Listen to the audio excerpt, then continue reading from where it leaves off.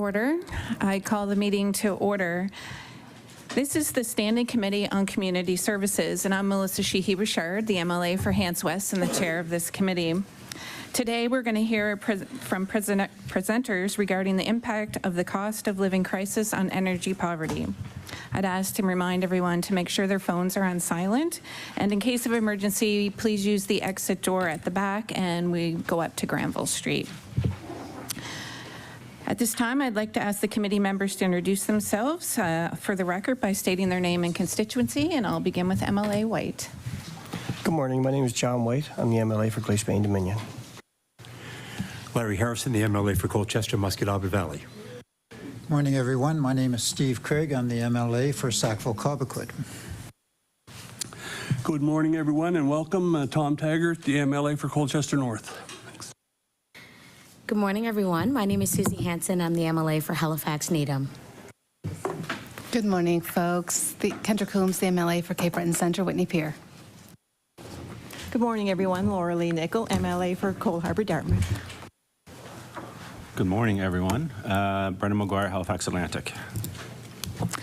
Thank you. And I would like to also note the presence of Chief Legislative Counsel Gordon Hebb and Legislative Committee Clerk Tamer Nisabi.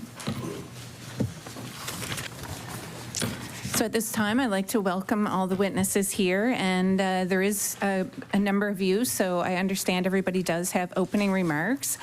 Just in the mindful of time, I'm just asking that you can try to keep the remarks brief, around the 2-3 minute mark at most. We'll begin first, though, by introducing everyone, and then we'll begin with the remarks after that, and we can start with Mr. Gifford on this end. Brian Gifford with the Affordable Energy Coalition, and Peter Duke is with me as well with Now Legal Aid Service. My name is Chris Benjamin. I'm Senior Energy Coordinator with Ecology Action Center. David Mitchell, Mayor for the Town of Bridgewater. Good morning. Joy Knight, Executive Director, Employment Support and Income Assistance. Good morning, everyone. Chris Lantang, Director of Customer Care with Nova Scotia Power. Good morning, everyone. Leah McDonald, Vice President, Customer Experience and Innovation, Nova Scotia Power. Good morning. Judith Ferguson, Executive Vice President of Legal Regulatory and Government Relations for Nova Scotia Power. Good morning. I'm Steve McDonald. I'm the President and CEO of EfficiencyOne, Efficiency Nova Scotia. Thank you. I will now turn, and again, I'll stay with that way. We will begin with Mr. Gifford, if you'd like to give your opening remarks. I think it's easiest just to go across. All right, thank you very much. We appreciate the opportunity to present here. The housing crisis is the main story in today's cost of living crisis, but food insecurity and energy poverty remain key elements. The Affordable Energy Coalition formed over 20 years ago to tackle energy poverty. Then electricity rates and oil prices climbed steadily for a decade, making it worse. We are now in another period of energy price volatility and increases that are pushing more people into making impossible choices due to high energy bills. Energy poverty is connected to the housing crisis in several ways. You can't live in a home without paying your energy bills. People who struggle to pay their rent or homeowner costs are often forced to delay their energy bill payments, which sometimes leads to getting their power disconnected or oil delivery problems. Super efficient homes that need almost no energy are affordable homes. Adsum House's Sunflower Court will have energy costs 85% lower than code-built homes due to their passive house design. In 2022, world fossil fuel prices spiked, affecting oil prices here in Nova Scotia. Nova Scotia power rate hearings led to rising power rates. The government's expansion of the Heating Assistance Rebate Program was a big help, but that was only for 1 year. Energy poverty remains a major problem. There are solutions. Energy efficiency has the potential to eliminate energy poverty in Nova Scotia. We must keep investing in low-income efficiency programs and build all new buildings to the highest efficiency standards. In the meantime, while we are making our homes much more efficient, we can create a systematic program to reduce the energy bills of low and modest income households while they wait for deep energy efficiency upgrades. There was important progress last year. The Utility and Review Board approved a big expansion of low-income efficiency programs in EfficiencyOne's 3-year contract with Nova Scotia Power. The federal and provincial governments funded heat pumps in low and modest income homes. We worked with the consumer advocate in Nova Scotia Power on some improvements in debt and disconnection processes and an annual report on troubled accounts. One of our members reported that the increase of HARP payments to $1,000 last winter was a godsend.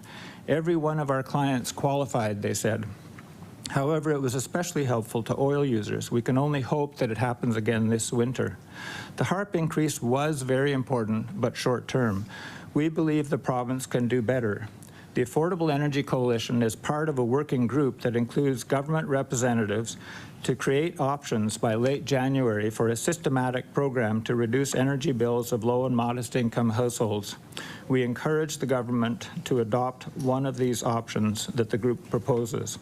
We know people are suffering now. We know we can stop that with efficiency and heat pumps and with a program to provide energy bill credits for low and modest income households until their homes' bills drop due to efficiency upgrades.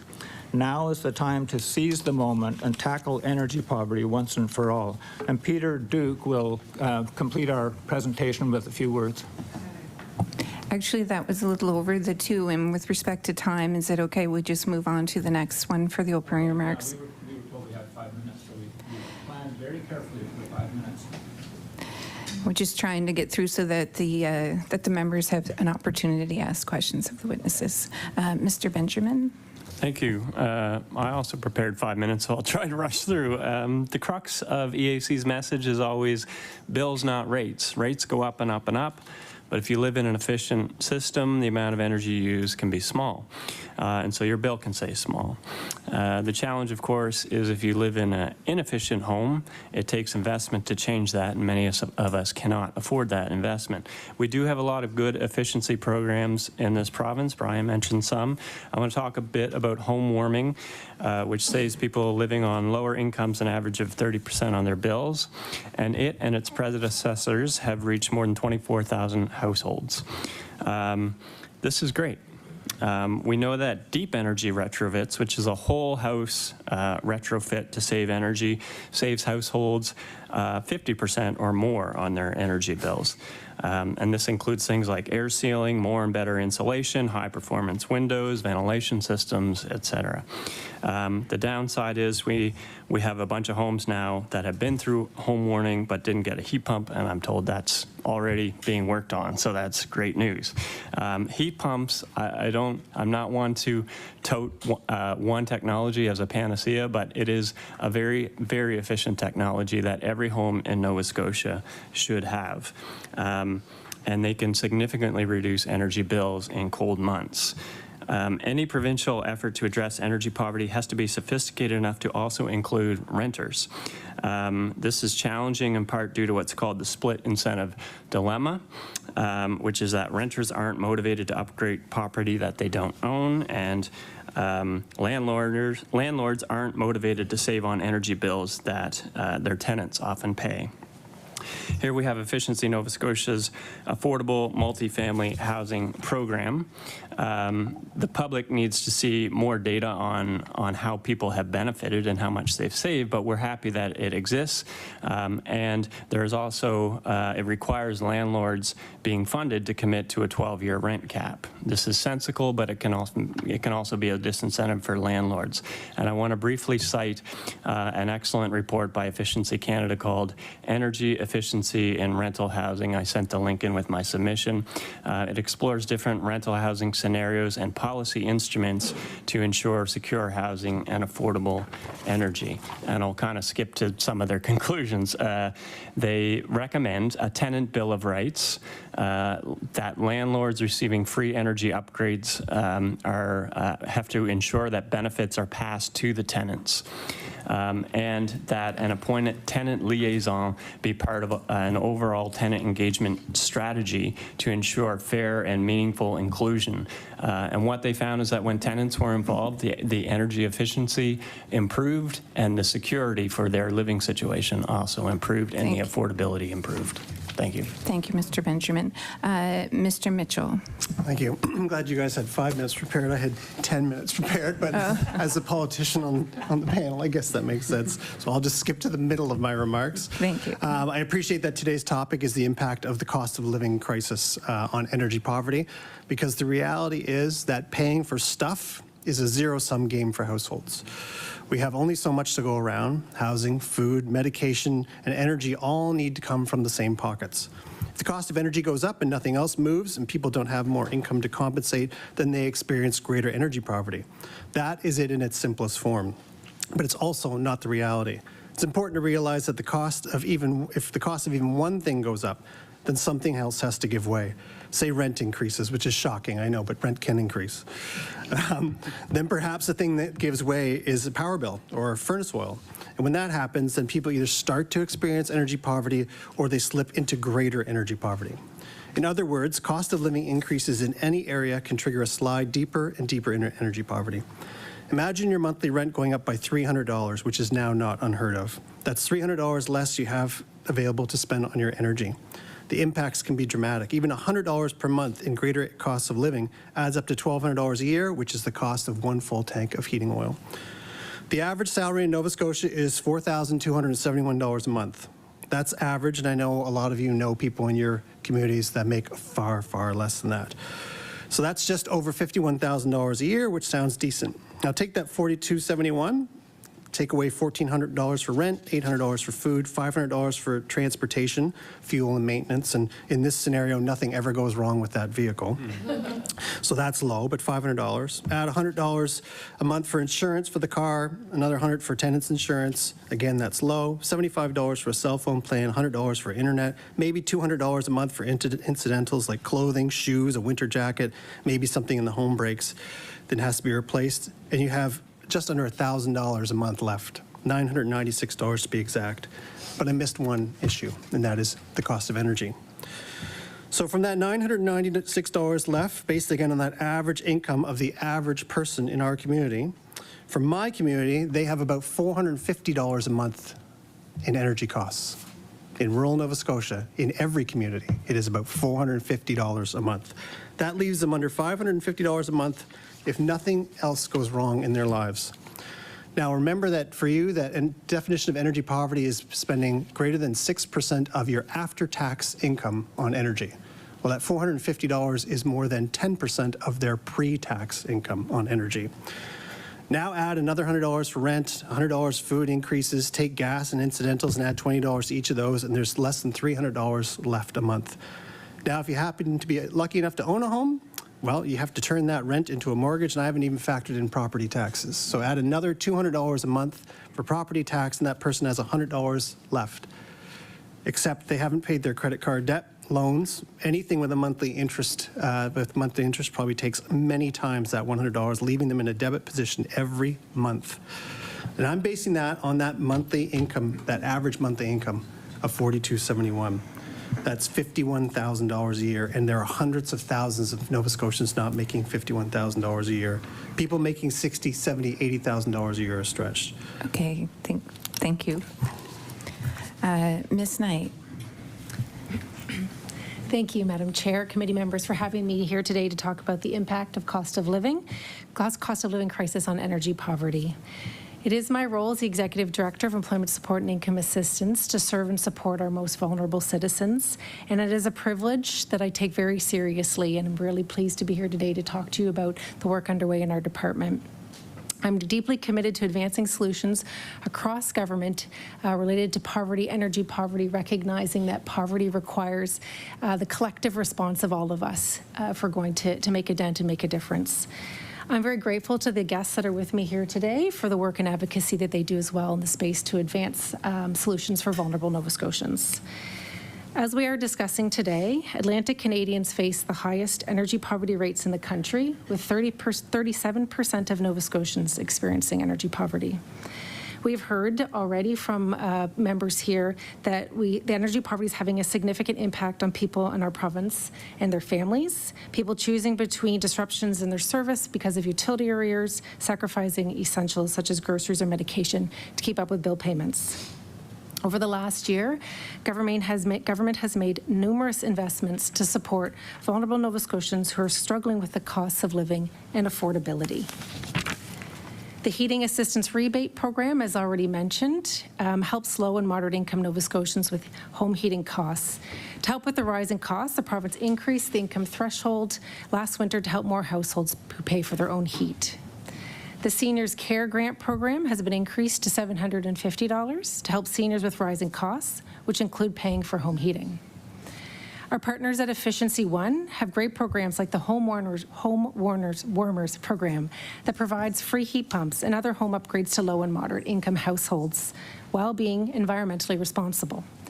Our homelessness sector has greatly benefited from supports through EfficiencyOne to install heat pumps in shelters and supportive housing units. This reduces operational costs and assures that funding can stretch further to serve more Nova Scotians. Last December, we also provided additional funding to transition houses that support women and children fleeing domestic violence to help address the rising cost of food, fuel, and transportation. We know that a preventative focus is critical to lifting up all Nova Scotians and families out of poverty permanently. And this approach requires a long-term commitment and the collective efforts of all of us. I recognize there's still a lot more to do, and we will continue to work diligently to identify and implement measures to support Nova Scotians. Welcome your questions today. Thank you. Thank you. Mr. Lantang? I'm going to save us a bit of time. Leah McDonald is going to make Nova Scotia Power's opening remarks. Ms. McDonald. Thank you. Good morning. On behalf of Nova Scotia Power, I want to thank you all for the invitation to be here to talk about the impacts of the cost of living and energy poverty. It's a pleasure to be joined by witnesses from the Department of Community Services, the Affordable Energy Coalition, Bridgewater Municipality, EfficiencyOne, and the Ecology Action Centre, who will also share their perspectives and expertise on this very important issue. Many of the participants here today are part of the Low Income Advisory Group, a crucial part of our collective commitment to finding ways to support our customers. We continue to work together to support vulnerable Nova Scotians who are challenged by the rising cost of living, including the cost of electricity. We understand this is a struggle for many Nova Scotians, and we are committed to being part of the efforts to address these pressures for our customers. To address rising inflation and the cost of living, we continue to explore ways that we can work with community advocates and the Low Income Advisory Group to support our customers.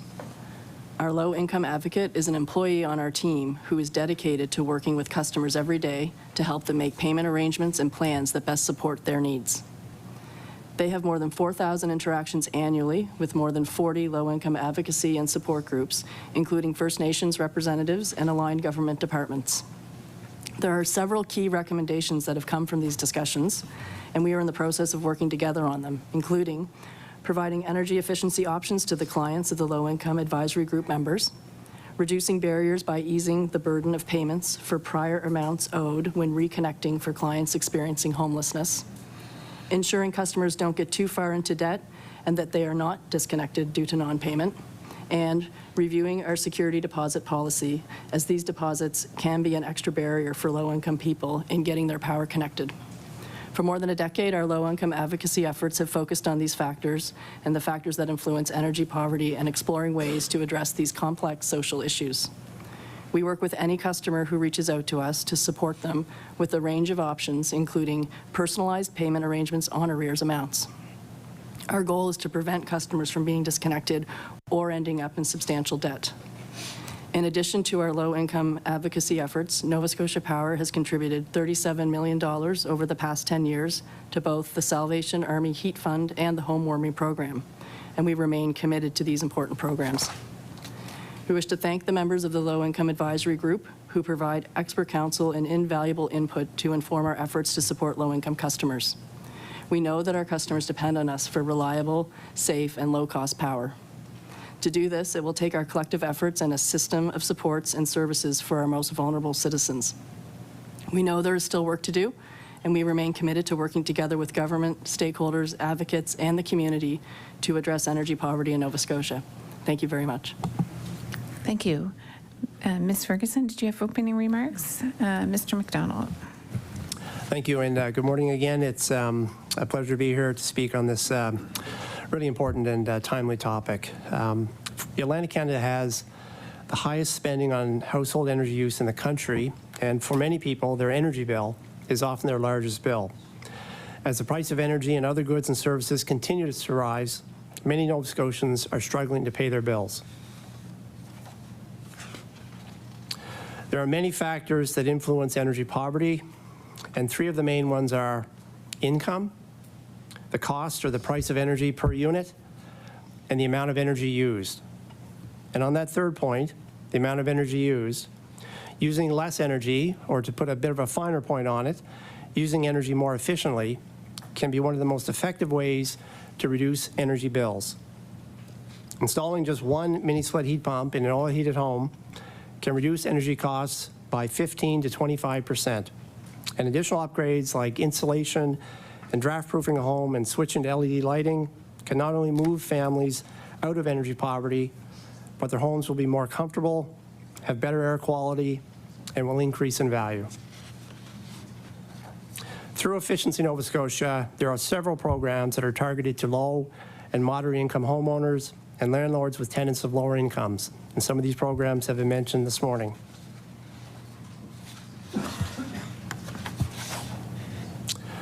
I would like to note that there has been significant investment by both the province and Government of Canada in efficiency programs that mitigate energy poverty. We have not been around that long as an organization, about 13 years, and during that time, there have been governments from 3 political parties, all of which have prioritized investments in energy efficiency for lower-income Nova Scotians. Others appearing before us today, including the Ecology Action Centre, the Affordable Energy Coalition, the Town of Bridgewater, and Nova Scotia Power, have consistently supported and pushed for increased efforts with respect to energy efficiency and how it can be used to alleviate energy poverty. Thank you. Thank you.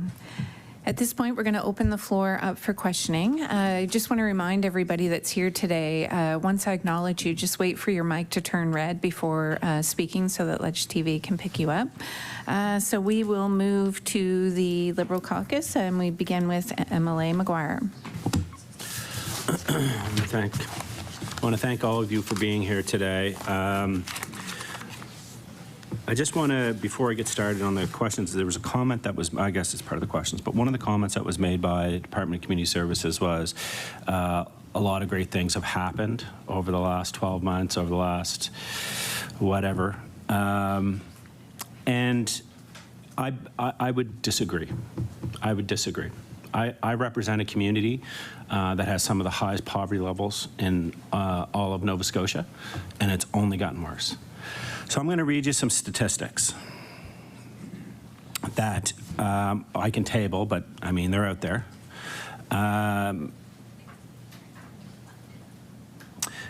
Rents have gone up in the last year, on average, 7.5%. That was reported by the CBC. Grocery bills in Nova Scotia have gone up 13.1%.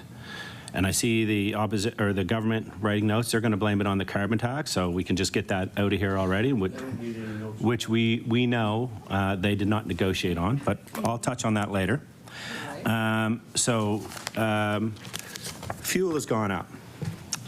We are the worst in Canada, I think, now for inflation.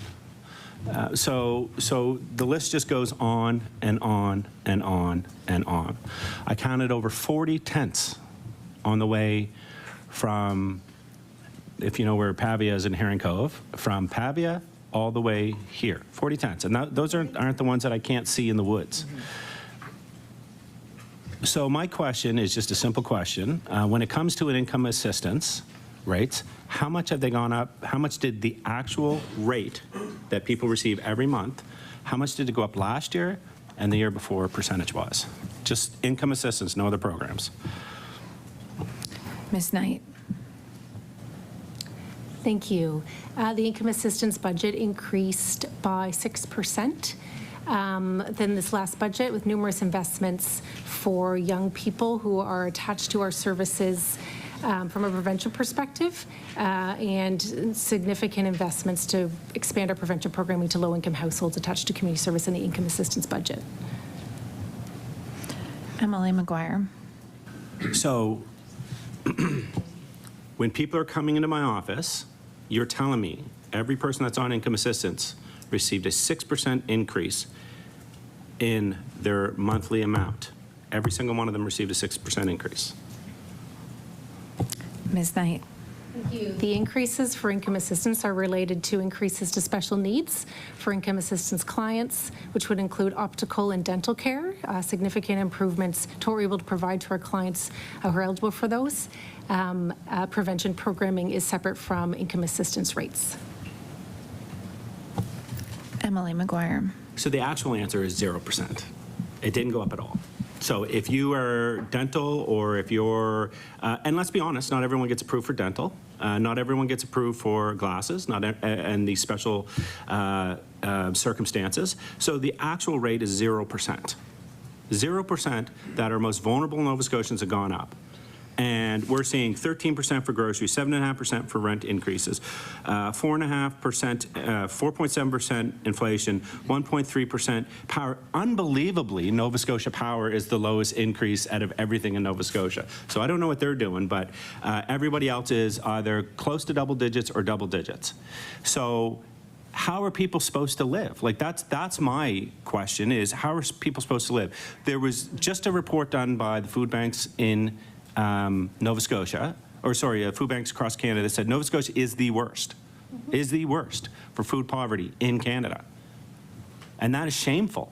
And the response wasn't, from in the article, wasn't about like people on income assistance, because we know they're using the food banks. We know they're using the food banks. They're saying these are middle class and working class folks now that are unable to afford anything.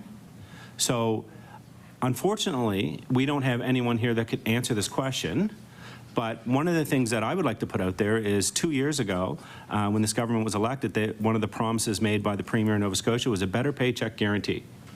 He said it in the debates. He said, day one, better paycheck guarantee.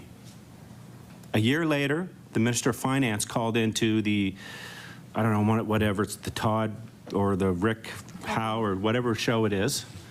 He called, I think it was Todd Vino show. He called in and said, we're working on it. The budget that was just passed, nothing was in it, but the next budget, people will start to see relief. And we're working in a collaborative manner with all of the departments on a better paycheck guarantee. Well, that was that budget, not the last budget, which he promised. I called in right away and I said to them, no chance in hell. No chance in hell that Nova Scotians are going to get a better paycheck in the next 12 months. So one of the things the Minister of Finance did say is that there's collaborative work being done by all departments. And I would ask, as the representative for community services, was your department part of any conversation or working group in the last 12 months for a better paycheck for Nova Scotians? Ms. Knight. I wasn't a member of those working groups, so I wouldn't be aware. I believe that as our department holds a child poverty mandate and a number of key cross-government initiatives, there very well may have been executive staff within the department who participated.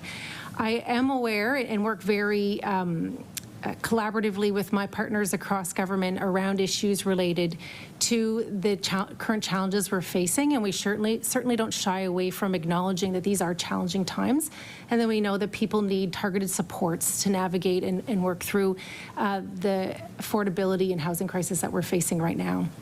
And so I work very closely with Municipal Affairs and Housing, who is responsible for the rent supplement program, which supports many of our clients to be able to meet their rental needs. Work very, very closely with health, addictions and mental health, as well as Nova Scotia Health Authority, around how we ensure they have access to the healthcare services that they need to be able to be well and better manage and retain their housing that they have. And in addition, I think it's important to note we've made significant investments in what we call diversion funding. And our diversion funding is delivered through our community agency partners, which is provided to low-income Nova Scotians who are facing eviction or unable to pay their utility bills or have arrears that are making their housing a precarious situation. And we've had significant outcomes related to providing that interim funding to support Nova Scotians. Emily McGuire. So I want to thank you, and you brought up two things.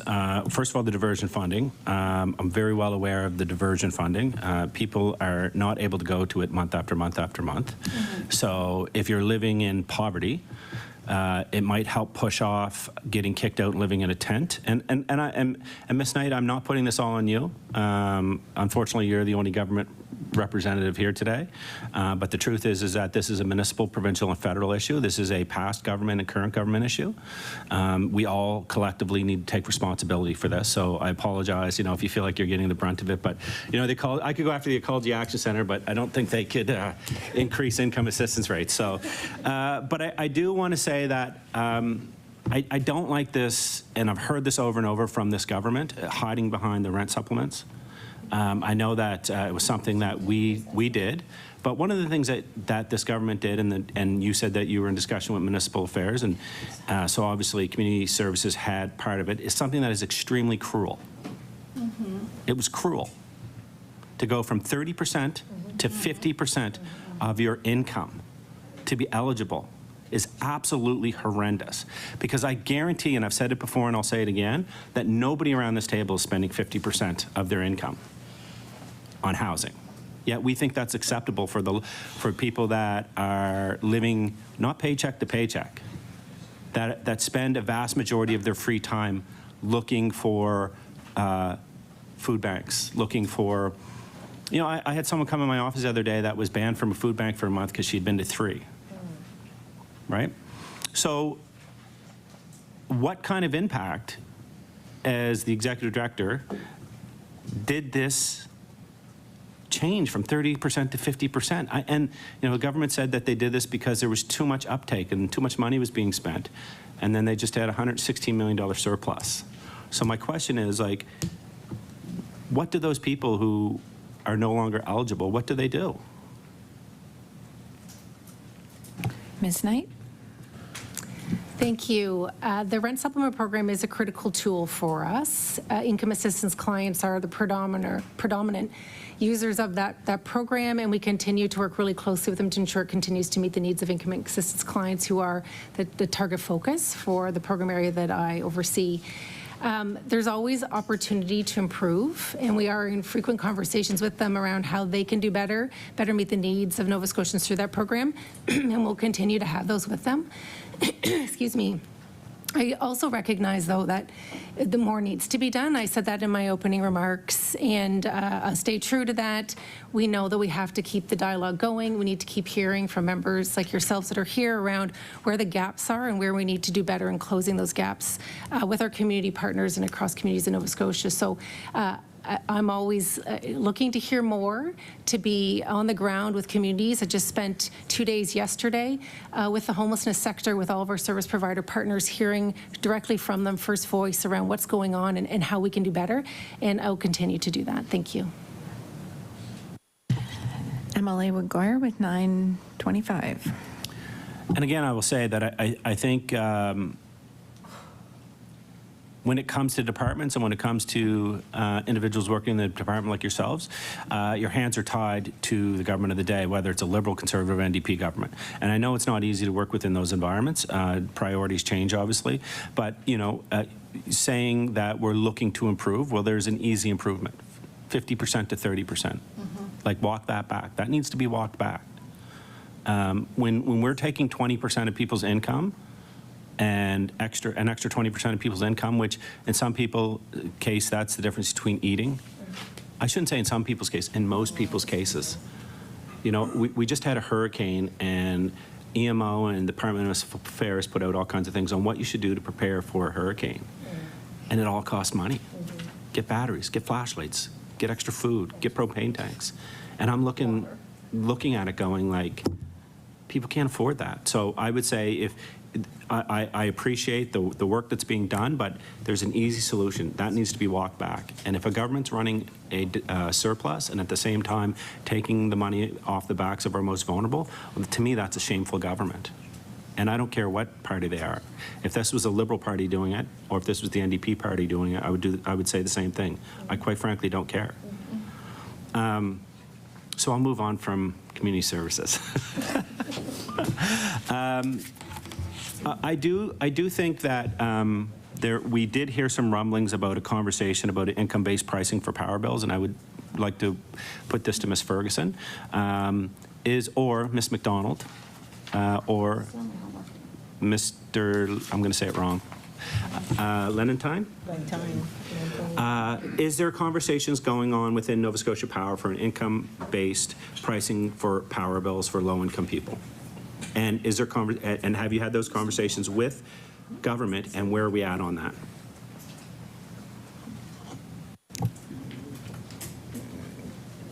Would that be Mr. Lintang? Excuse me. Thank you for the question. I appreciate it. So we do agree that cost pressures on Nova Scotians are a very important concern. On the topic of a low income rate or a universal service program that could help Nova Scotians with their on-bill, like an on-bill credit.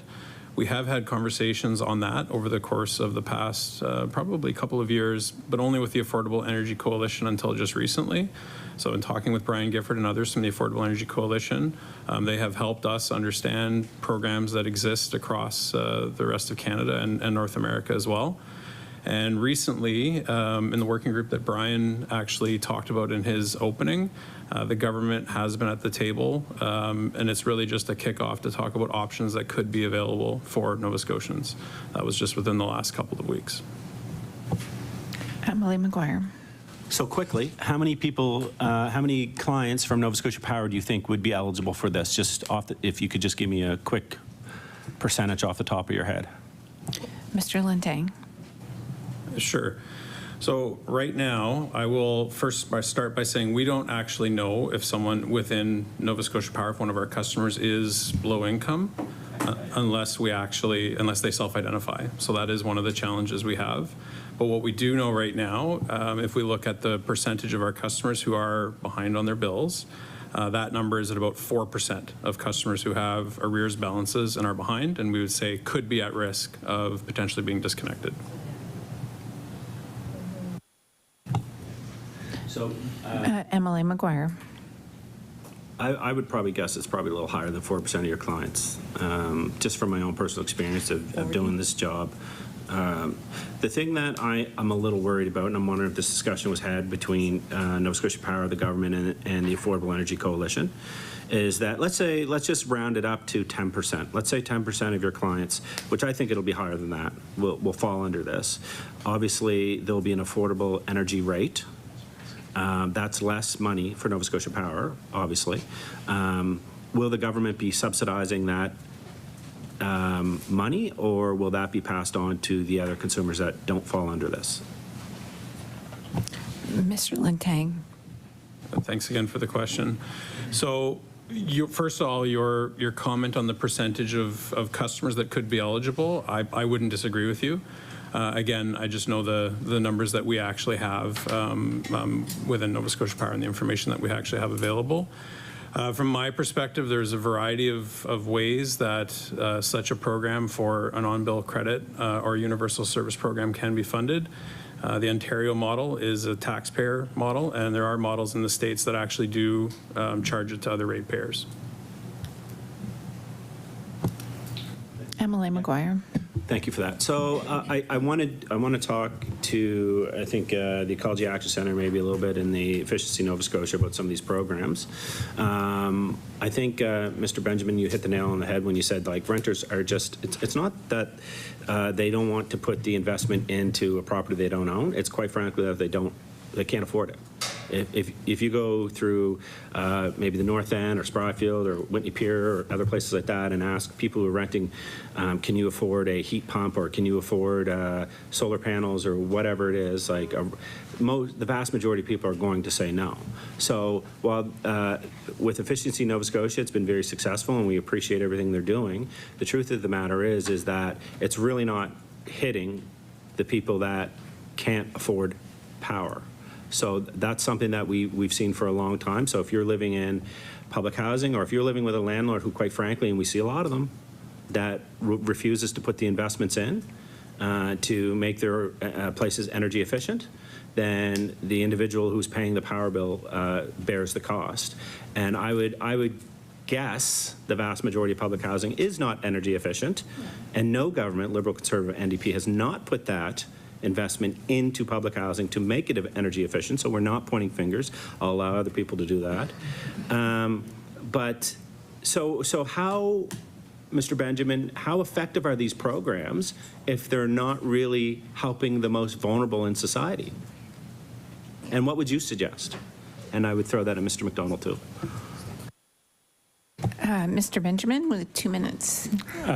Sorry, 2:19. Yeah, it is difficult for me to assess how effective they are at that, but from my understanding, they're not ineffective. That the multifamily affordable housing program, which is designed for renters, is reaching people, but the commitment to a 12-year rent cap can be a disincentive in my mind. And that's why we're looking at sort of conceptually ways that landlords can be engaged that will attract them, but will also work for their tenants. And that's the split incentive issue. But looking at models from other jurisdictions, the one that seem to work best are the ones that are multi-policy instruments. So you have a policy to support energy efficiency, but also to support renters. You need renter protections, and you need to engage renters in the process. And we see very little of that happening. It's not happening here. It's not happening in very many places, but it should be. If you look at that this table, I don't think any of us are living in energy poverty. So it's those are voices that are important and should be heard directly and should be involved in designing their own fate. What energy efficiency would you benefit from? What would you like to see in your own apartments? And how can we make that happen for you? And what do you need to make it secure, that you're comfortable, that you're not going to be rent-evicted as a result of the upgrades? And it has to be both parties at the table, landlords and their tenants. It shouldn't be adversarial, although it can be.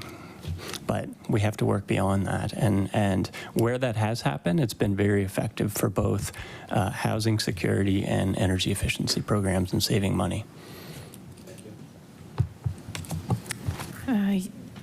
You have 15 seconds. Mr. McDonald, you want to speak for 15 seconds? Mr. McDonald.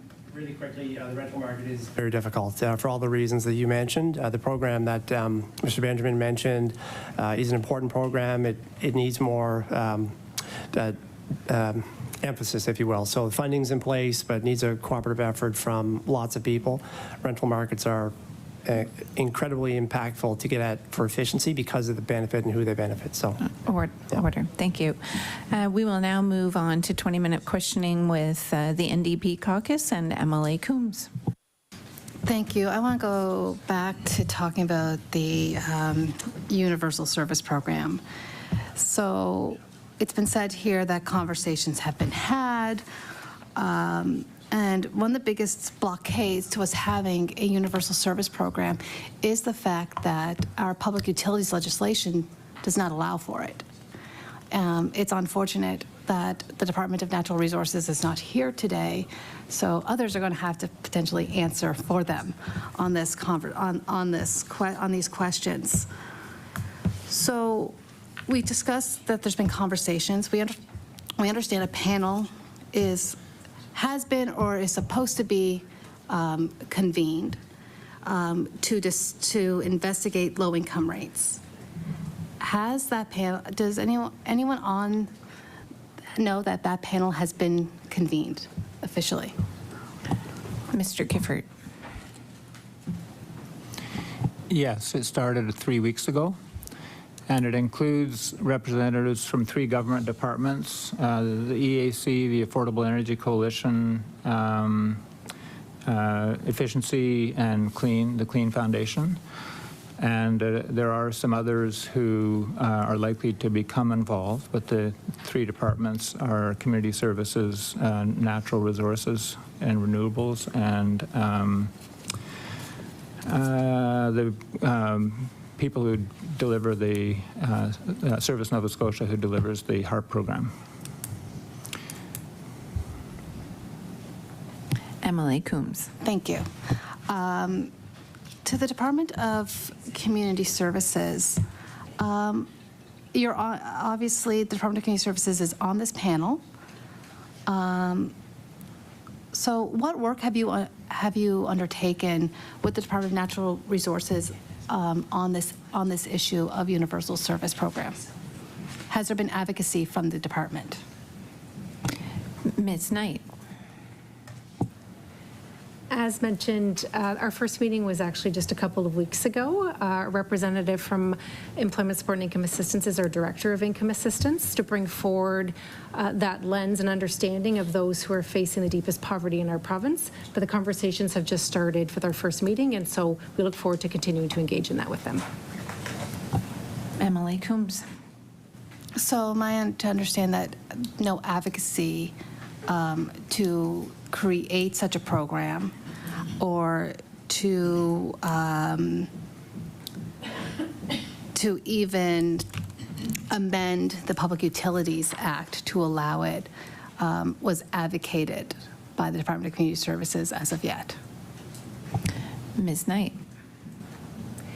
We're in the early stages, so I would say that Community Services is always advocating for solutions and changes that support income assistance clients. The conversation, while I wasn't present, I believe is starting to focus on what those solutions might look like, but collectively we haven't reached any sort of recommendations yet around what might we be advocating for and moving forward for government consideration. MLA Coombs. Thank you. How would a universal service program impact your clients?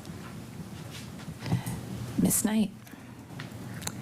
I apologize that this question is a little beyond my scope of knowledge. It's one that I would have to defer to my other colleagues in other departments to help understand what that programming looks like, as it wouldn't be something designed by Community Services. So we'll remain at the table. We'll remain there to support those conversations as best we can, and we remain committed to it. MLA Coombs. Thank you. Okay. I'm kind of was hoping for more substantive answers on this because we are talking about energy poverty here, and with ESIA clients, energy poverty is just one of the many factors that they face, and I was kind of hoping that we would have a little bit more robust answer of how a program like this could actually help them. So maybe we can talk about the actual impacts of high energy costs on clients. So can you provide to me the impact of high energy costs and energy poverty on ESIA clients? Ms. Knight. As I mentioned in my opening remarks, we are aware that energy poverty is impacting income assistance clients as well as the low-income households in Nova Scotia. That's one of the key reasons we've significantly expanded diversion funds across the province. Significantly, it's around $1 million now to support Nova Scotians, recognizing that some people are struggling to pay their utility bills, and we want to make sure people are able to do so and stay housed. We do hear about food security and have made some one-time investments over the last couple of years to support food security needs. And I would say that we do continuously hear, because that is a really important part of my job, is to be listening, is to be meeting with impacted individuals, and I do so very regularly, and will continue to do so, so that the scope and challenge of the issue is always forefront of our mind. MLA Coombs. I'm going to take the same stance as my colleague MLA McGuire took and say that unfortunately you're the only government official here, so don't feel like we're trying to beat up completely on you, on you, Executive Director Knight, because it's just unfortunate that you are the only provincial government official here to speak to these issues. But diversion funds are often tapped out. One-time investments don't work. Because they're one time. They work for short term, they don't have long-term actual impacts later. So with that, we have ESIA clients who can't afford food, have to go to food banks. We have ESIA clients who cannot afford some of the rent, so they have to go to rent supplements. We have ESIA clients who cannot afford their energy costs. is there something wrong with the ESIA in the fact that there's not enough money to cover the cost of living for them?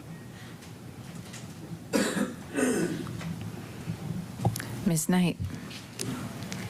I certainly would acknowledge that there's always more we can do. We also recognize, though, that income assistance isn't and can't be everything to everybody. We have to work across all departments if we're going to truly holistically meet the needs of all Nova Scotians experiencing poverty. We're very focused on taking a client-centered approach. We apply a lens of using the social determinants of health, which would include food security, housing, health and well-being. And so that's why it's so important that we're working across all departments and having conversations with key departments and our colleagues around what are all the targeted solutions and broad system changes that we have to look at that will have longer-term generational impacts that we're all seeking.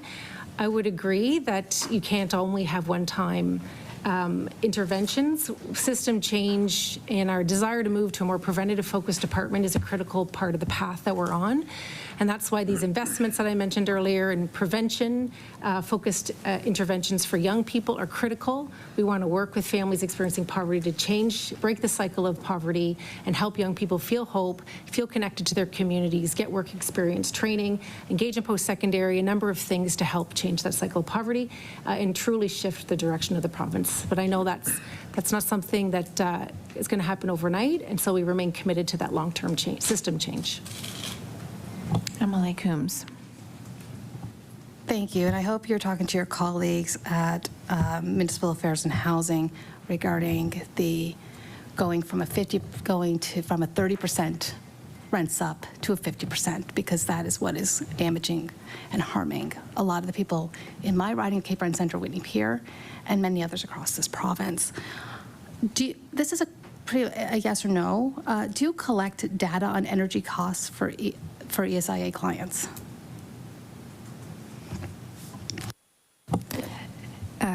Ms. Knight. We do not. With the implementation of standard household rate, we no longer collect housing-related data in the way we previously did. The change was to allow for more autonomy in how clients use their income assistance benefit, and so we no longer collect that type of information. MLA Coombs. Thank you. ESIA policy 8.2.2C allows for special needs expenses to be granted for the utility arrears in certain cases. How many of these grants have been issued this year, last year, and historically? Ms. Knight.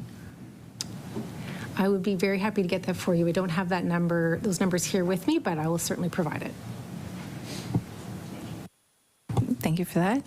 MLA Coombs. I'll ask the chair and the clerk to follow up. Do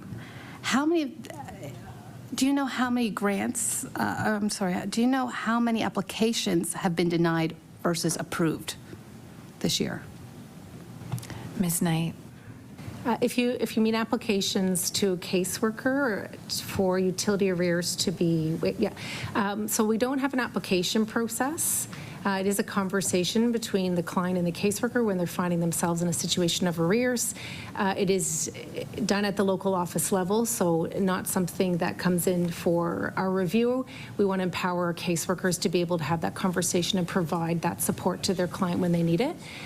So in cases, I wouldn't be aware of cases where it was determined that coverage wouldn't be provided. MLA Coombs. How many clients have had their power cut off in the last year? Do you track this? Ms. Knight. Thank you. Actually, an SP has offered to answer that question, if that's all right. Okay. Mr. Lentane. Thanks, Ms. Knight, and thanks for the question. So I just want to start by saying disconnecting customers for not paying their bill is our last resort. We do everything we can to work with them. So far this year, we have had 2,825 residential customers disconnected for not being able to pay their bills. Ms. Coombs. Thank you. To the Department of Community Services, I think I understand autonomy, but I think in order to understand what our clients, what Nova Scotians are going through when it comes to energy poverty, we need to start collecting the data, because without the data, one is we cannot provide evidence of what's going right, what's going wrong. And therefore, without that evidence, we cannot make changes that are necessary and needed within the department. So that is the importance of, although autonomy is wonderful and we need to allow autonomy, we also need to allow for data so that we can change programs that are not working or provide more funding in programs to programs that are working. Given the stark increases we've seen in recent years in the cost of living and energy costs, will your department increase the rates of ESIA to account for this? Ms. Knight. And that, as I think the member is aware, that's a conversation happens during the budget process, and so I'm unable to answer. Thank you. MLA Coombs. Do you know if HARP will be topped off again this year? Ms. Knight. That program is administered by Service Nova Scotia, and I am not privy to the conversations they've had internally regarding that program. MLA Coombs. Will your department be advocating for the top-up to happen? Ms. Knight. I've already actually been in conversations with the department. I am frequently, as well as with Nova Scotia Power, on understanding the trends and the changes in individuals experiencing arrears. So your previous point around data is a critical one, and I do fully agree. And so we are always seeking data sources and other sources of information that help us to get a more solid picture of around the impacts to low-income Nova Scotians. And so, yes, I will be in conversations with them around how that program can serve our most vulnerable. Ms. Coombs. Remind me with how much time I have? 6 minutes. 6 minutes, okay. I'm going to take one more question and ask the Affordable Energy Coalition. How has the cost of living crisis impacted people's ability to afford their energy bills? And after that, I cede my time to my colleague, Susie Hansen. Never you. Mr. Gifford. Well, as we said in our introductory statement, energy costs are a lot higher, especially oil, and that interacts with all the other increasing costs. So there definitely is increasing problems. We don't have statistics on it. The people who actually might have better statistics are Efficiency Nova Scotia. They have a model that shows what the impact of different prices has on energy poverty in Nova Scotia. So that's, I mean, it's based on old statistics, but you can put in the price of oil and electricity and see how that affects things. That's on a modeling basis.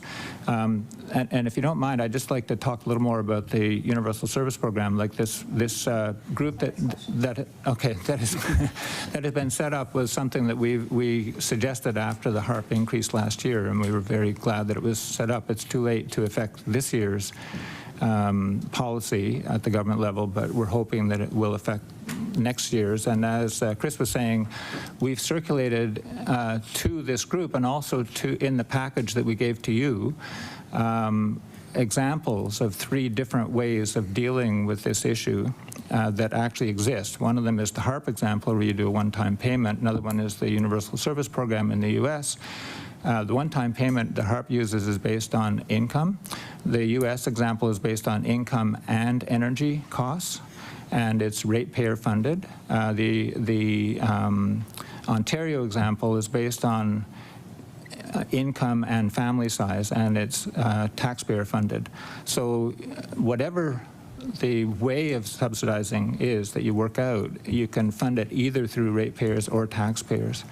And these are all things that will be looked at by this group, and we will come up with some models to suggest for Nova Scotia. We're hoping that we'll have something like the Ontario one that is kind of a modified version of a Universal Service Program, and we're hoping Nova Scotia can come up with its own design that works well in Nova Scotia.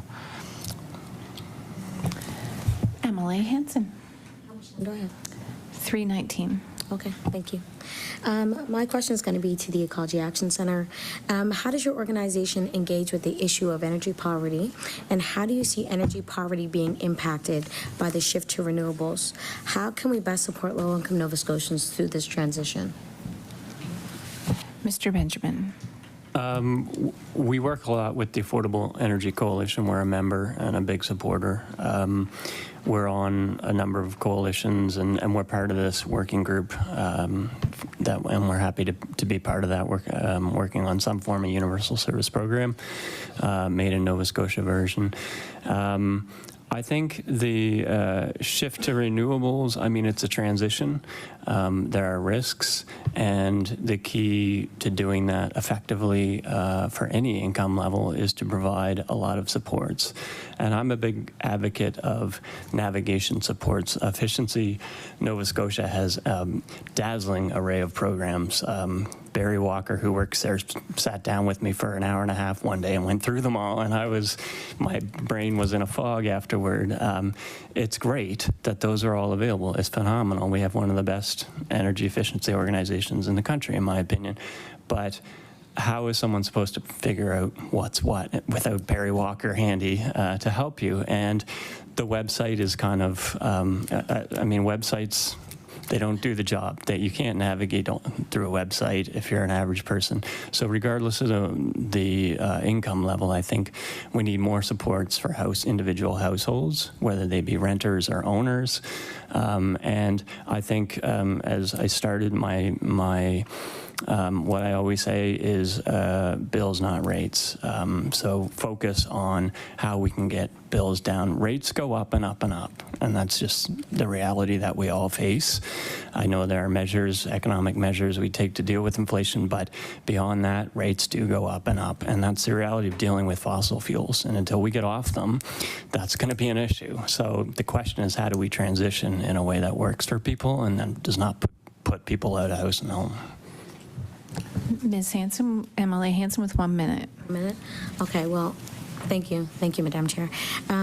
So my next question will be to EfficiencyOne, and I'm grateful that there are a plethora of supports and information for folks to be able to access. I have actually spoken to a number of people that are doing some EfficiencyOne projects, and they have said amazing things about getting in community, doing outreach, speaking to people, connecting to figure out what that looks like for across the province in many different areas. So I just want to say, do you have stats on the average income annual home energy costs?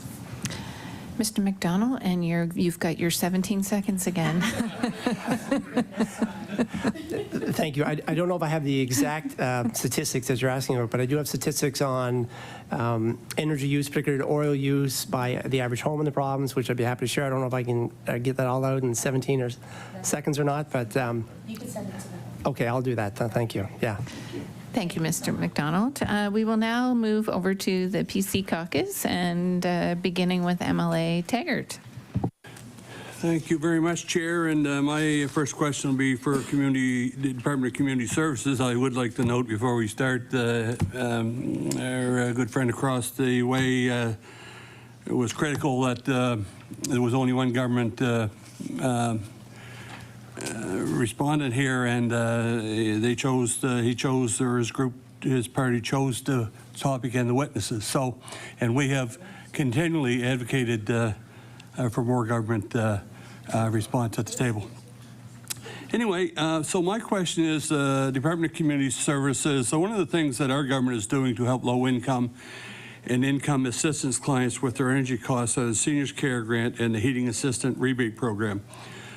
I know these two programs don't fall into your department, but I'm wondering if you could speak to how your department works across the different government departments to help affordable issues, as well as external organizations that we might partner with.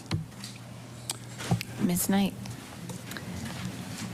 Thank you. I mentioned a number of things that we do across government, which I'll mention again. There's the HEAT program that we work actually from the data collection perspective and understanding the impacts. I frequently am in contact with Salvation Army to understand the impact that's having and to support them in that work, even though that's administered through a different department. Work very closely with our colleagues that do the HARP program, as well as those that administer residential tenancies. I've already heard here today the importance of working with residential tenancies around renters' education and recognize that that work needs needs to be done, and that there's a really important space for community services and our clients in that. So working very closely with them around how they understand their rights and are able to retain their housing. There's the rent supplement program that we've touched on. We know there are improvements that can be made there, but it is a critical lever to support affordability for Nova Scotians, and we continue to work closely with that department around how we make sure our clients have access and how they are and how we may advocate a little bit for changes there that better meet needs. We work very closely with education around childcare fees, noting that it's very hard for families with children to engage in work and to improve their own adequacy if they are unable to participate through transportation-related barriers or childcare-related barriers, so lots of conversations and investments happening there. And further, I might just put a little plug in there for supportive housing, which is under the mandate of community services, which we've made significant progress in over the last 2 years. And I just want to note that supportive housing is affordable housing. And so it's a key lever actually in how we ensure that people who may have some difficulties attaching to housing permanently are able to do so in a way that meets their unique needs, provides wraparound services, and helps them successfully and safely to find well-being in their own home. We've created 417 units in the last 2 years alone and have made very significant progress from an affordable housing perspective, including that as part of the full affordable housing mandate of government. MLA Taggart. Thank you. And before I turn it over to my colleague, MLA Harrison, can you clarify, this is for community services as well, can you clarify for us how do we measure poverty in Nova Scotia and why it is important that we measure it that way? Ms. Knight. In Nova Scotia, we use what's known as the market basket measure, which is a poverty measure been defined by the federal government. We use Stats Canada for our data, and we use Stats Canada data in the federal poverty measure because we want to be able to compare ourselves across the country and understand where improvements are needed and how we're doing. MBM, market basket measure, is a great poverty measure because it looks at a basket of goods, the essentials that a person needs to be well in their community, like transportation, food, clothing, and shelter, and it adjusts it based on the costs within each region. So you would have a different MBM for Cape Breton as you would for Halifax. And so across the country, it is a measure that looks at the actual costs for each jurisdiction, and so you can measure which with more accuracy around how poverty is impacting families. It's different from a low income measure, which is just an income measure. It doesn't look at the relative affordability of a region. So a good example is if rents were to suddenly decrease by 50%, the low income measure wouldn't take that into account and recognize that people are better off as the incomes themselves never changed. So MBM would account for a change, whether it's an inflation of rental pressures or a decrease in rental pressures, and how that impacts affordability in general. Thank you. We will go to MLA Harrison. Thank you, Madam Chair. Mike, I have a couple of questions for Mr. McDonald. One is the government invested $140 million in heat pumps for low and mid-income folk. How is that working out in making life better? Maybe more efficient, but it's making life more affordable for people having that program? Mr. McDonald. Yeah, thank you for the question. It was a significant investment from the province to add heat pumps to homes in the province. Heat pumps, as I mentioned in my opening remarks, can have a significant impact on the usage of energy. And so installing just one municipal heat pump can reduce energy bills by anywhere to 15 to 25% just because of the more efficient technology.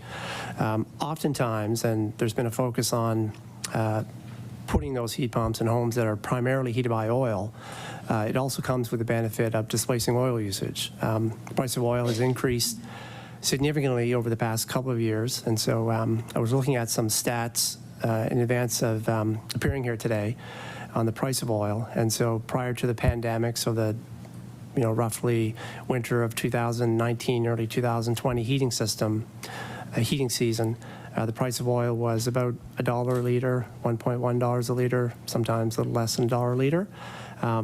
In terms of an average home in the province, that means about $3,300 a year to heat that home. And so that's oil and electricity use for appliances, all in, if you will. During the 2022 period, at times of the year, the price of oil increased to north of $2, so $2.20 a liter in some cases. It didn't stay that for the entire year. But that same average home, it would cost about $5,300 a year to heat that home, and the electricity use as well. And so it does have quite a significant impact when you think about displacing that oil usage with something like a heat pump, which is much more efficient technology. And over the long term, as our electricity grid transitions to one based primarily on renewables, and we look to work towards net zero by 2050, that heat pump technology running off electricity will have an even greater greenhouse gas emission reduction. And the final point I'll make about heat pumps, if I may, is that they do have a cooling option. The efficiency of the technology is not the same for cooling as it is heating, but with our climate warming such that the need for cooling is becoming even more important, particularly in low-income buildings and homeowners and other facilities, long-term care facilities. And so I wouldn't want to rule out the important benefit of cooling features of heat pumps as well. Thank you, Mr. McDonald. MLA Harrison. Madam Chair, I know a number of people have gotten the applications from my office. What would be the percentage of the applications that have already been accepted and put in place? Mr. McDonald. Yeah, thank you. I don't know if I have that specific percentage. What I can tell you is demand is very high. And so frankly, with the increasing price of oil in particular, but the affordability challenges we're seeing across the economy, people are looking for ways to reduce their energy bills and their bills in general. And energy efficiency, heat pump applications, insulation, other programs we offer can in fact help alleviate some of the costs of living. So I don't have the specific percentage of applications that have been processed, but what I can tell you is demand is incredibly high. On our one of our programs, it's our flagship program for homeowners, not income specific. It's called Home Energy Assessment. Maybe some of you have taken advantage of having an audit done of your home. Halfway through 2023, we've already exceeded the number of homes we've completed in all of 2022. And so just to give you an order of magnitude of the demand. One more question, Madam Chair. MLA Harrison. How does the program contribute to creating green jobs? Mr. McDonald. Great question. All of the work, so whether it's assessing a home for its energy usage or installing a heat pump, rewiring electrical panels if that's the case, work across the commercial industrial sector, that's all done by local companies. So we are an administrator of efficiency programs. We design them, we do marketing, we do studies and other research to help make sure the programs are as good as they can be and changing. But the actual work is done by local companies. We have something called our Efficiency Preferred Partner Network, and so it's a listing that customers can go to on our website. It gives you a list of companies that can provide some of the services that homeowners, business owners need. There's over 330 companies on that list the last time I looked. The last time we looked at direct jobs, there was, I think, over 2,600. I'm very confident saying that number has increased in the past year. And one of the facts that I think maybe is interesting to me, in any event, is that the location of those companies in the areas they serve, more than half of them are located outside of HRM. And when we look at our participation by either homes or businesses across the province, there is significant participation throughout Nova Scotia. Thank you, Mr. McDonald. I'm going to hand my remaining time over to Okay, MLA Craig. Thank you, Madam Chair, and good morning again, everybody. It's been a very good conversation this morning, and I'm probably going to be a little bit more direct in my questioning, perhaps around programs. And I've got a couple of questions, but first is to Executive Director Knight, and that would be, housing costs do take a large chunk of an individual's income. We all know that, and regardless of how you measure it, we absolutely know that's the case. And they struggle in paying their energy costs. Our government recently made investments to supportive housing that included $1 million in annual funding for Sage House. And Ms. Knight, I wonder if you could tell us a little bit more about the work being done at the Sage House. Ms. Knight. Very happy to talk about our supportive housing mandate.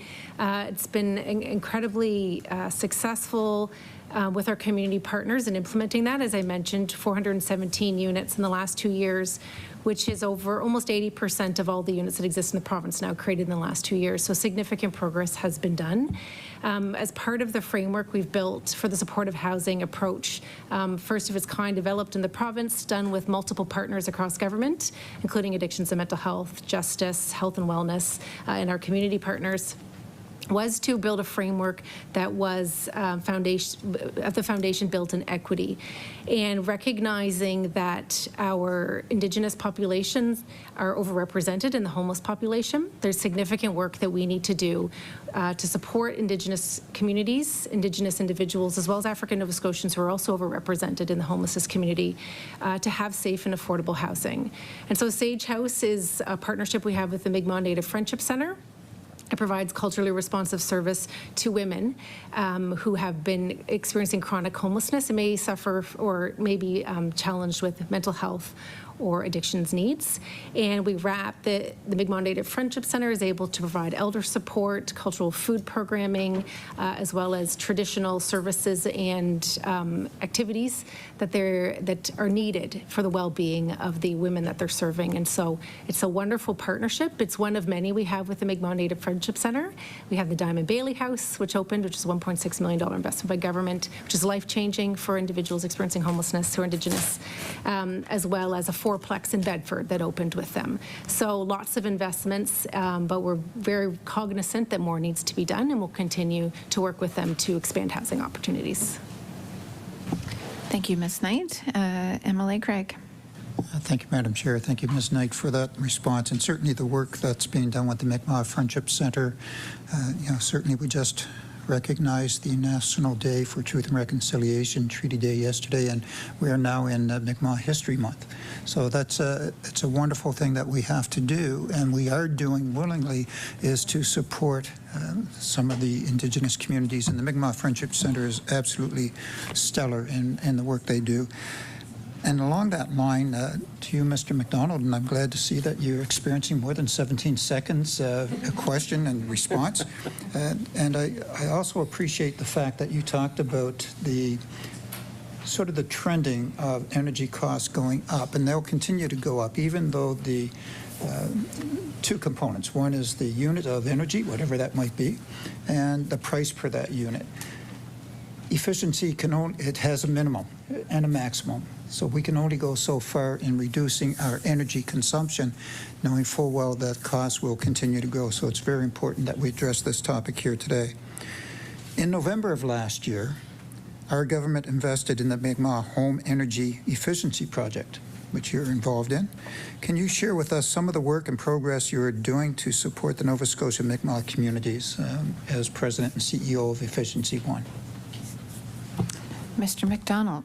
Thank you. I'd be happy to talk about the Mi'kmaq Energy Efficiency Project. It's an incredibly important topic, and I just met with the Assembly of Nova Scotia Mi'kmaq Chiefs last week to give them an update on the program and to receive feedback from them on how the program is going. And I guess I'll start by saying that's one of the key features of the program, is that it is designed and implemented in partnership and cooperation with all 13 Mi'kmaq communities across the province.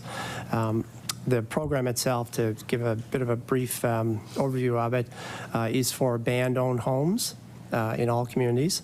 The upgrades that are done to the home, so insulation, draft proofing, a heat pump, in some cases a heat recovery unit to help with air circulation, air quality in the home.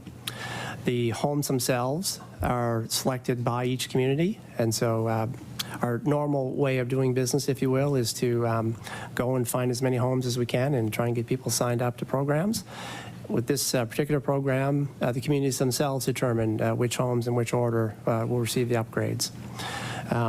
The other unique feature of the program is that where possible, we use community-preferred contractors to do the work. And so if there's a contractor either in the community that does installation work, or an electrician, heat pump contractor, which is growing, we'll use that company if they meet safety requirements and have the ability to do the work.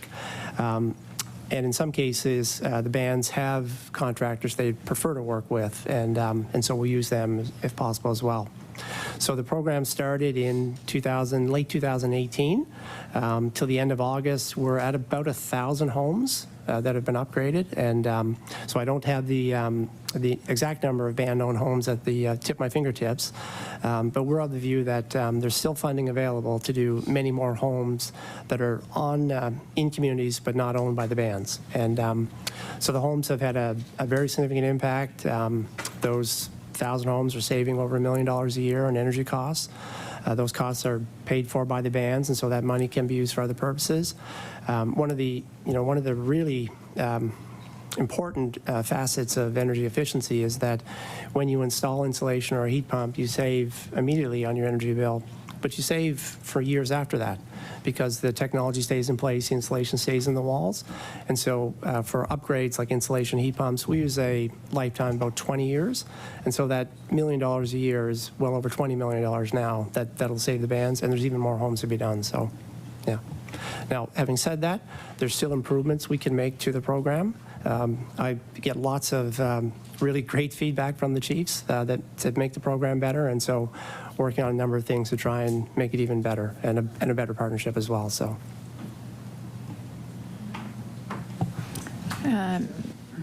MLA White, and you have 1 minute and 35. Well, thank you.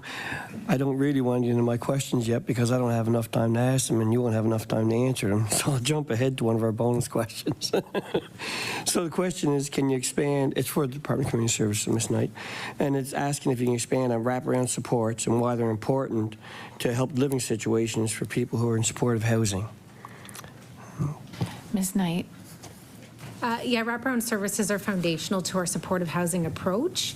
We take a housing first approach at community services, which recognize you need to remove the barriers to allow people to be housed safely, securely, so that they can then stabilize and have those wraparound services have the best impact possible.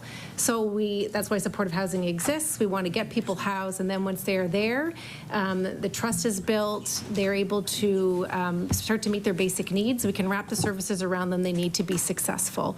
With many of our supportive housing units, they're actually transitional in nature, and we're looking to wrap those services, mental health, housing support, employment support, everything in place, meet people where they are, and help them to move forward with their lives. Perfect timing. Thank you. We will now move to the second round, and with the length of closing remarks and some committee business, we have about 6 minutes per caucus. So MLA Nickel.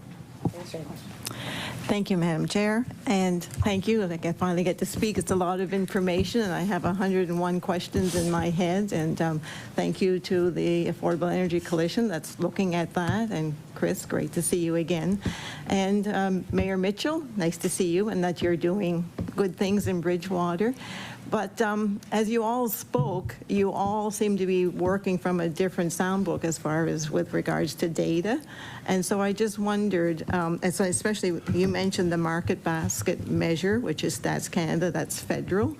So I don't know if other people use that. At the end of the day, it would be nice if there was like open data that everybody could use at the end and sort of determine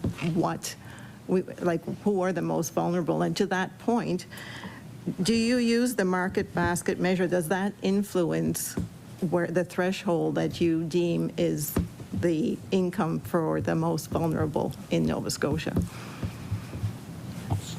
Ms. Knight? So that data around poverty rates nationally, as well as for Nova Scotia broken down by household types, is available through to Statistics Canada through their household income survey. So the latest data would be 2021 data, and then they update that annually. So that's the data that we're working with, and that helps us to understand best our child poverty rates and our poverty rates for seniors, singles, et cetera. And so that is public available data that we use. From an MBM perspective, we do use the MBM thresholds when determining if an individual is in poverty or in deep poverty. MLA Nicol. Thank you. Please identify what those two levels of income are that you just mentioned. Poverty and the other. Deep poverty. Deep poverty. Mrs. Knight. What is the threshold? The thresholds change depending on the region and the household composition, so I'd be happy to provide you with the chart that outlines those thresholds. MLA Nicol. And that would be tabled with all of the committee, so we would have that information. And do you feel that that is, Ms. Knight, do you feel that the MBM is known by everyone on this table, that that's what the province measures, and is that public on, like, on your website and that sort of thing? Because I mean, like I said earlier, everyone's using a different data, and so therefore it's becoming more and more complicated trying to address like what the percentage of people in Nova Scotia are energy poor. And yes, we all dream of, you know, being off of fossil fuels. How are we going to get there? Again, like the data is everything, so therefore the more what we're trying to do, it has to be a collective effort. And I know you'll each all go away and do your collective thing separately, and then again trying to sort of, it's not going away. And even though you go away separately talking about it, the pandemic brought on something that might not have been foreseen, but it continues to have an impact. So I don't know, how often do you look at the BMM or the MBM? I hate acronyms. HRM knows that. But so therefore, I just want to know, how often do you sort of like look at the data and say, oh, that's a big jump?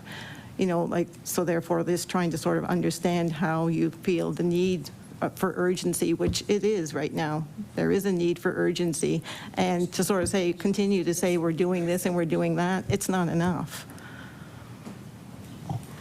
Ms. Knight. I would say that we use data to inform everything that we do. There's a multitude of data sources that we access. While MBM is our poverty measure, and we don't use measures like the low income measure because, as I mentioned, it's an income measure, not a measure of affordability or poverty. I am confident the conversations I have with my colleagues within community service and across government, we use MBM, so we're talking apples to apples, as well as with community advocacy groups that I meet with. We use MBM. I can't speak for the witnesses here, but I can say that data sharing and conversation and collaboration are critical. So you mentioned being siloed in how we work, and we are very cognizant that that's not how we can work. And I think we've made significant gains and significant progress in how we work differently, and how we recognize that if we're not all at the table together, having conversations, sharing best practices, sharing our information, we're not going to achieve the outcomes we all here want to achieve. So by working with Brian, I think we'll receive some really important information and come to some solutions together. I work very closely with the low-income poverty advocate at Nova Scotia Power to understand the challenges that he's working with and he's facing very regular, as well as other departments and their data sources.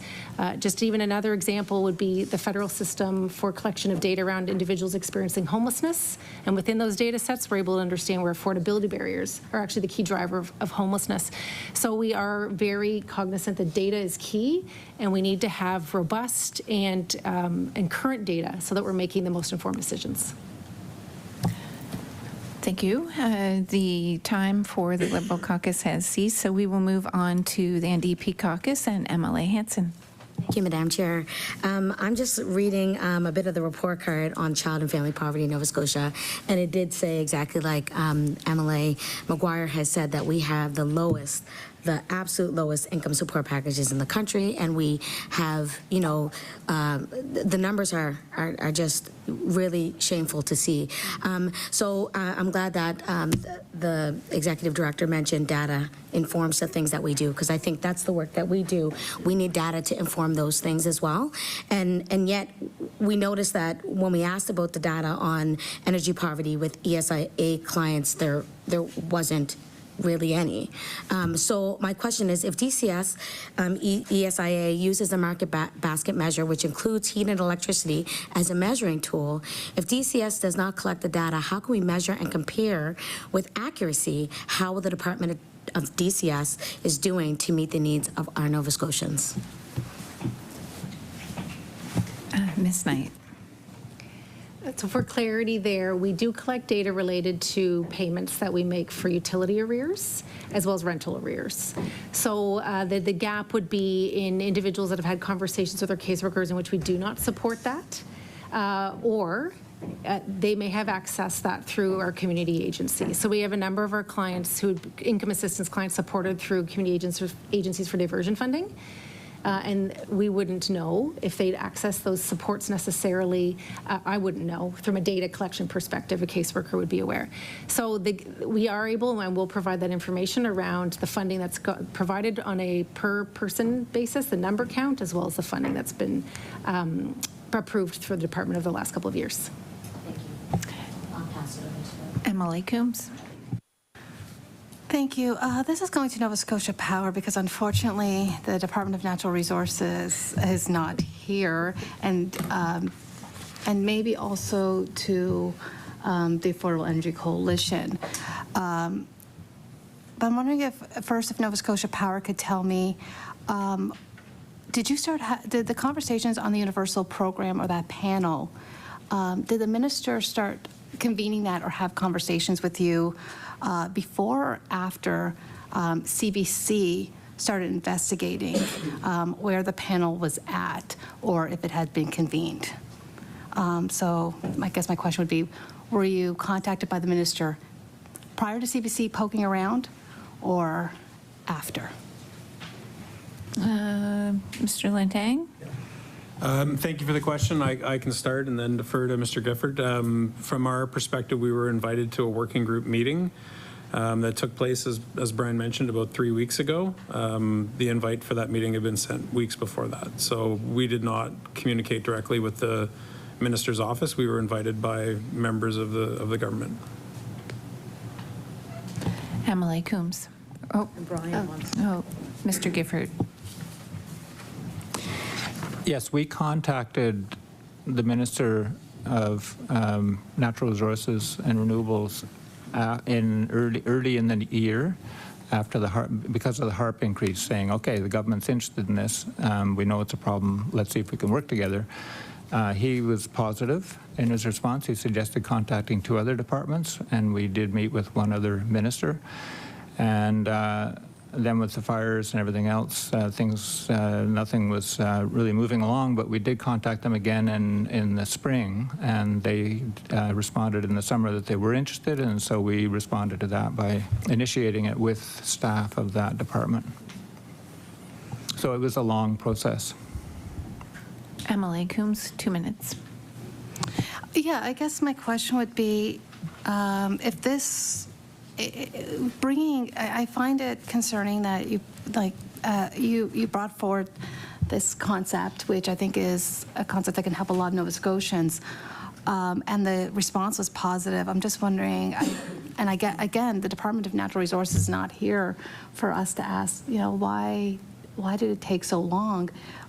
Because even aside from the natural disasters that we had, sometimes government has to walk and chew gum at the same time in order to govern. And so I just don't understand why there was no walking and chewing gum at the same time. Why can't we be dealing prior to the natural disaster, Fiona, the natural disasters, and that why in that space? I don't understand why the Department of Natural Resources and others did not convene, and I am very sorry that they didn't, because this is something that would have been very beneficial to Nova Scotians to have come this time or in budget session for. So, but I want to thank you for your work. Excuse me. If you'd like to respond to this. Mr. Gifford. 30 seconds. Yeah, thank you. I agree it would have been really beneficial to have this earlier on so we could have affected the coming year, and that's what we would have liked to see. Having said that, we're very happy that it has started. and we're hoping it will affect things for future years. Okay, thank you. We will now move to the PC Caucus with 6 minutes. MLA White. Thank you, Madam Chair. So, Ms. Knight, we're here talking about poverty, and so can we take a moment to talk about initiatives to help lift people out of poverty? I know not everybody on income assistance are able to work, but some are. So can you tell us anything about incentives that may be in place to help people enter the workforce? Ms. Knight. We have a number of initiatives within DCS, within Employment Support Services, that are focused on helping people to engage in the workplace, being cognizant that when we talk about that and support income assistance clients and their families, we mean to do it in a way that supports them and supports them to their best ability to participate in employment. So that doesn't necessarily mean full-time work. It might mean volunteering to start, moving to part-time employment, and it may mean part-time employment permanently. So we really want to assess and meet people where they are, build on their strengths, and help them to engage in a way that works best for them. We do have a number of initiatives underway. One of them we are calling Elevate ESS. It is a targeted multi-year initiative in the department to best support individuals to engage in employment. We recognize that there is a labor market shortage in many sectors right now, and we have clients who are eager to work. They just need the right supports to be successful in that. So we've had some great partnerships with national organizations as well as provincial organizations to hire and work with specific training programs for income assistance clients, which includes Canada Post. We've had a number of clients with disabilities hired there, Cisco, and a number of other organizations in the construction sector as well, who have been wonderful partners and have provided really meaningful work to our clients. This multi-year initiative, Elevate ESS, is also focused on how we expand our programming from an employment perspective to youth. Not just youth who are attached as dependents of our clients, but also youth from low-income households. Recent investment this year of $6.2 million has allowed us to expand our mandate to low-income households, and so now all of our programs and services for young people are for anybody who is experiencing poverty-related challenges, whether they're attached to community services or not. And for us, that is a game changer. We know that people who are young people in low-income households experience a lot of the same challenges and barriers that people who are attached to income assistance face. So those programs and services are now available. A lot of them launched this summer. And are having a huge impact. Those programs help support first getting your first job, understanding your career path and career development, as well as planning and attending post-secondary. We do have a program with NSCC that we partnered with to deliver grants to dependents of our clients to attend NSCC. It covers 50% of tuition costs, as well as all supplies and fees. And we've had record uptake on that program this year. So we're really pleased with the outcomes that we're seeing. We think holistically about our employment programming.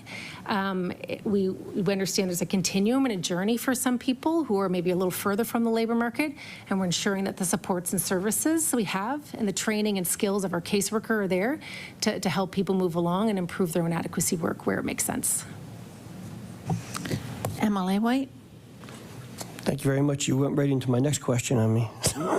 On youth, I was interested in what we're doing for youth. Because in Glace Bay, we do see a lot of intergenerational poverty. So I'm glad to hear you talking about that.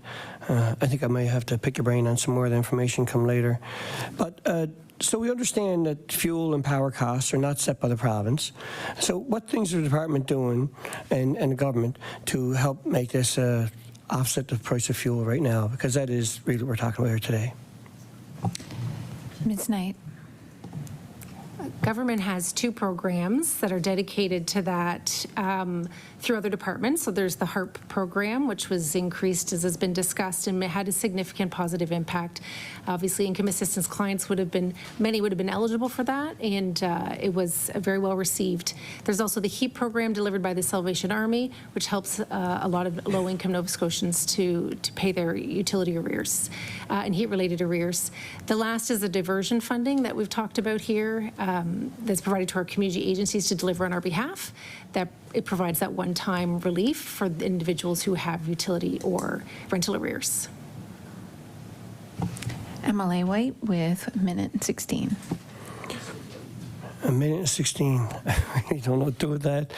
I really don't know what to do with a minute and 16. So I'll tell you that I really thank you for coming in today and giving us some information. This topic, I've heard the opposition say this again today, and I do believe that we all wear this.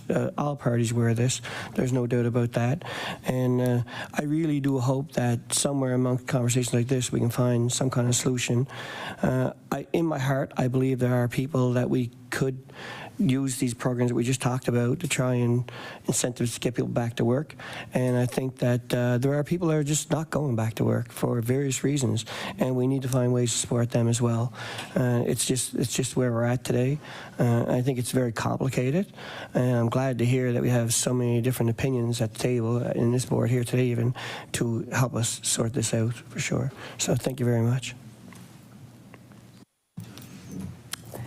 Yes, to thank you for being here today as witnesses. I do have a little bit of time set aside if people did want to give very brief closing remarks. I can indicate I see Mr. McDonald would like to begin. Thank you. I would stick my hand up first as an advantage to go first, so yeah, thank you so much. I'd like to make 2 points in closing. The first is, earlier on in some of my remarks, I gave some examples of the average cost to heat a home based on different price of oil. And members of the committee may recall I used some numbers like $3,300 a year at $1 a liter, increasing to over $5,000 at over $2 a liter price of oil.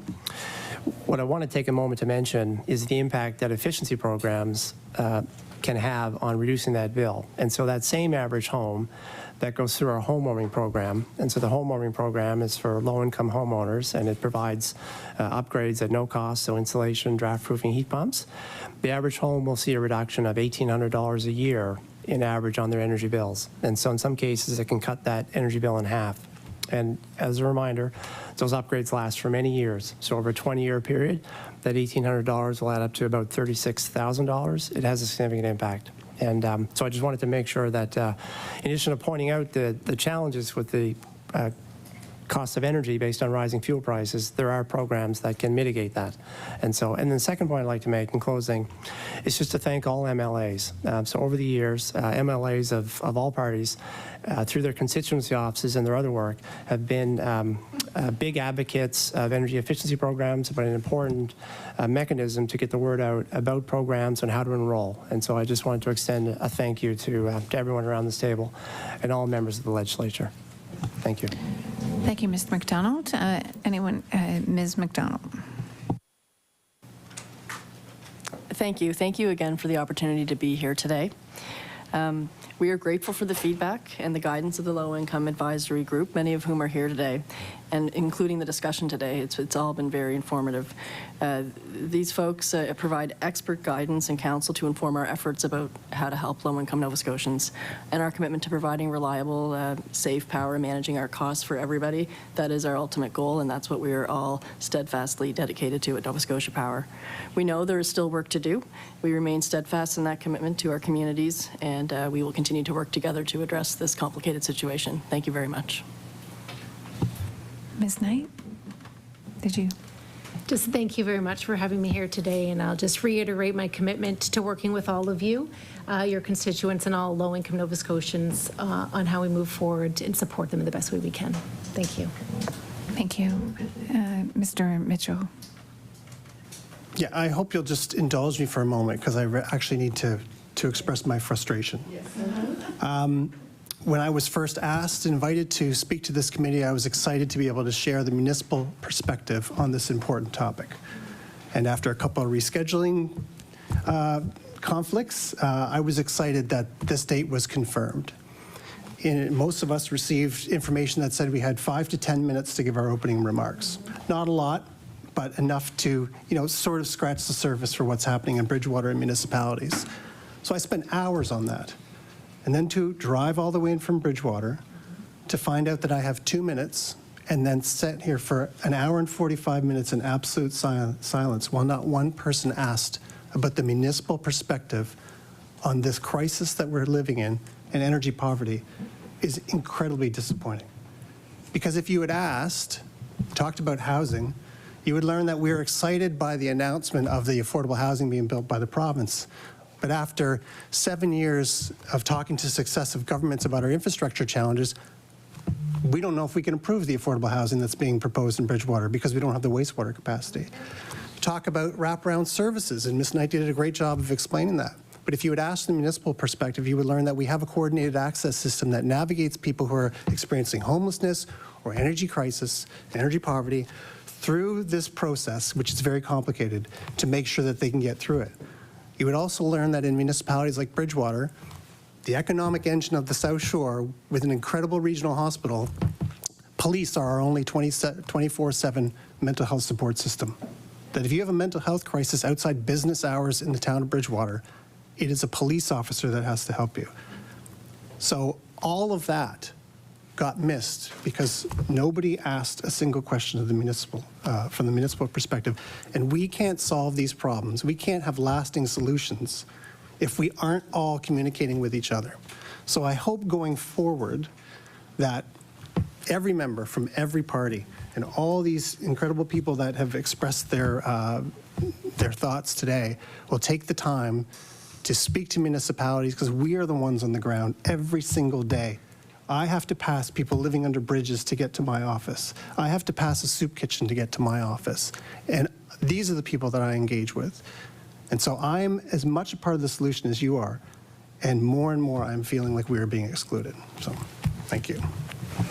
Thank you. Mr. Benjamin? Thanks. Yeah, I will just put in another plug for universal service programs. They have worked well elsewhere addressing this issue. It is complicated, as Mayor Mitchell just indicated, multiple levels of governments, multiple frustrations, but universal service programs are a tangible way to address the specific issue of energy poverty. I really appreciate my colleague Brian's work over many years advocating with many governments on that issue. I'm really happy that we're getting a bit of traction right now, and I hope all parties will support such a program. And I'll just put in one last plug to please remember renters and other low-income households to include them in the processes. Whatever your proposed solutions are, include those voices. They're the ones who are the true experts. Thank you. And Mr. Gifford. Yes, thank you. I really appreciated your comments, Mayor Mitchell. We are in a climate crisis at the same time as a short-term cost of living crisis. Because of the climate crisis, our energy systems are going through a massive and necessary transition to carbon-free energy, and deep energy efficiency helps solve both crises. We know energy bills are causing serious problems for low and modest income Nova Scotians right now. We know we can stop that with low-income efficiency and heat pump installations, and with a program to provide energy bill credits for low and modest income households until their homes' bills drop due to efficiency upgrades. Now is the time to seize the moment and tackle energy poverty once and for all. We must make sure no one is left behind while we transition to a zero-carbon economy. Thank you. Thank you. We are going to have a little bit of committee business. So again, thanks for being here today as our witnesses. I appreciate you coming. I'm going to call for a quick, very, very quick 1-minute recess so that you guys can make your way.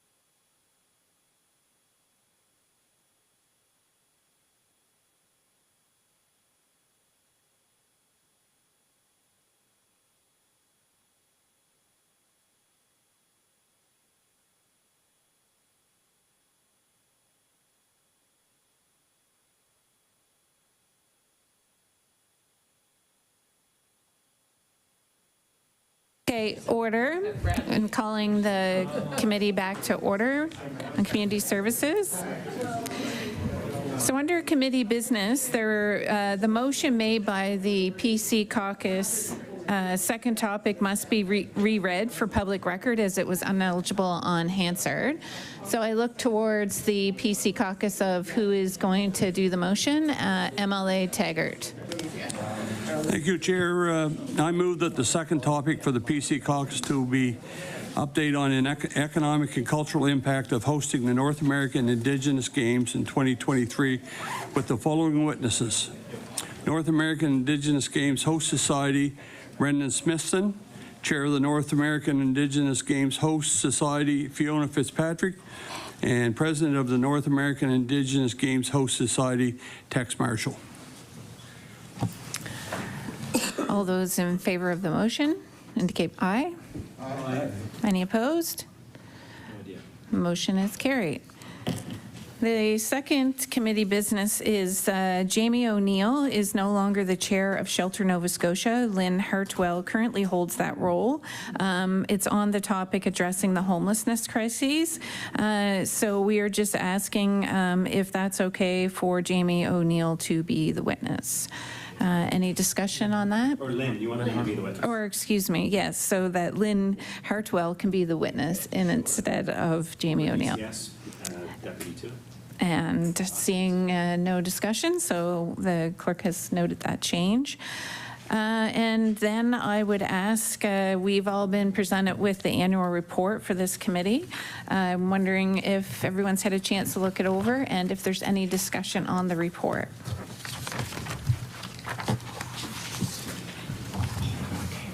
MLA Taggart. I have a motion if you're ready. Okay. I move that the Human Resources Committee accept the annual report as written. Is there any discussion? Community services. You're on too many committees, Taggart. It's community services. MLA Taggart. I move that the Human Resources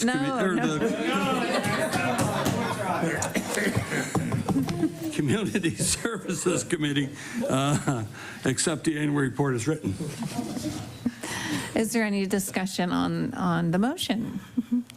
Seeing none, all in favor say aye. Any opposed? Motion is carried. So I did myself add just a thing under committee business. We forgot to discuss last month that our committee in January falls on the 2nd. And those of us that sat in HR committee, we changed that to Thursday the 11th in the afternoon. My thoughts and suggestion would be to have it that morning as we are traveling into the city, some of us for HR. We did double check and that's fine. So if everyone is in favor, I'll give Emily McGuire a minute to. No, I don't know. You're good? I'm not on. So I would then just, would I need a motion for that? So if we're all in agreement, then the clerk will be able to invite witnesses for the morning of Thursday, January 11th, beginning at 10 a.m. And is there any other committee business for discussion? Okay, then the next topic and date is November the 7th. However, we probably are going to be in the legislature, so if we are, there will be no Community Services Committee meeting that date, and our next date would be the December 5th, 2023 committee, and the topic for that is supports for community centers, infrastructures, and facilities. The witnesses are coming as Department of Community Culture, Tourism, and Heritage, Community Facilities Improvement Program, and the Community Generator Program. And that covers all of the committee business. So I'd like to say that the meeting is adjourned. Best cheer.